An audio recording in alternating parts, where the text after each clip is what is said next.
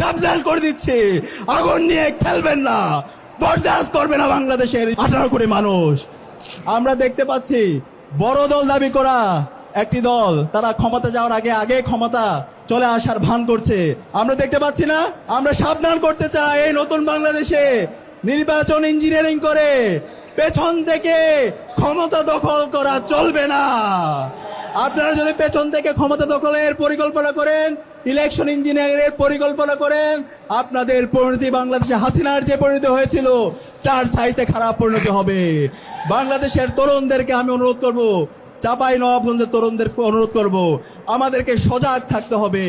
সকাল থেকে সন্ধ্যা পর্যন্ত প্রতিটি কেন্দ্রকে নিরাপদ রাখতে হবে।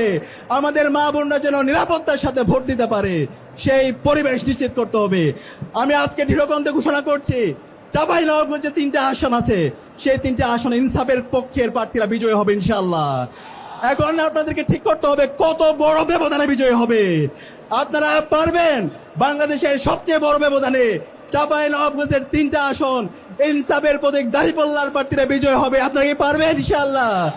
আমি আমার মা বোনদের থেকে জানতে চাই, শুধু মা বোনরা যদি নামে, মা বোনরা যদি ইনসাফের প্রতীক দাঁড়িপাল্লার জন্য প্রতিটা করে যায় ইনশাআল্লাহ, তাহলে ইনসাফের প্রতীক দাঁড়িপাল্লা বিশাল ব্যবধানে চাঁপাইনবাবগঞ্জ সহ বাংলাদেশে সারা বাংলাদেশে নির্বাচিত হবে ইনশাআল্লাহ।